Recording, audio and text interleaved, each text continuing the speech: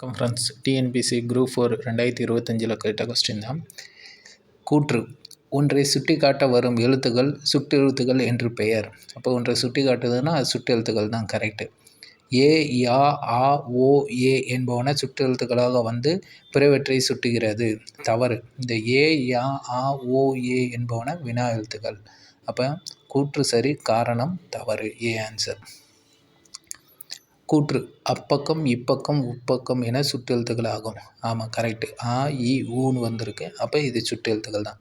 இடப்பொருட்களை சுட்டுவதற்காக ஆ, இ, ஊ வந்துள்ளது. ஆமாம், அந்த இடம் இந்த இடம்னு சொல்லுவோம். அப்போ ரெண்டுமே சரி. கூற்று காரணம் இரண்டும் சரி. அடுத்து இணை எழுத்துக்கள்லேருந்து வந்திருக்கு. அப்போ ஏக்கு ஏ இணை எழுத்து, நாக்கு தா இணை எழுத்து, ராக்கு நா இணை எழுத்து, ஐக்கு இணை எழுத்து என்னன்னு பார்த்தீங்கன்னா ஆ கிடையாது, தப்பு.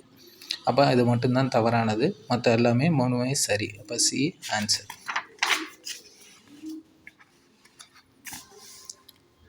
அடுத்து அகர வரிசைப்படுத்துகன்னு சொல்லியிருக்காங்க. அப்போ அகர வரிசைப்படி உங்களுக்கு தெரியும் ஆன்சர் வந்து சி வந்து அது சரியானது. ஓர் அணில் மரத்தில் ஏறியது, இது தவறு. ஓர் அணில் மரத்தில் ஏறியதுன்னு வரணும். அப்போ கூற்று தவறு.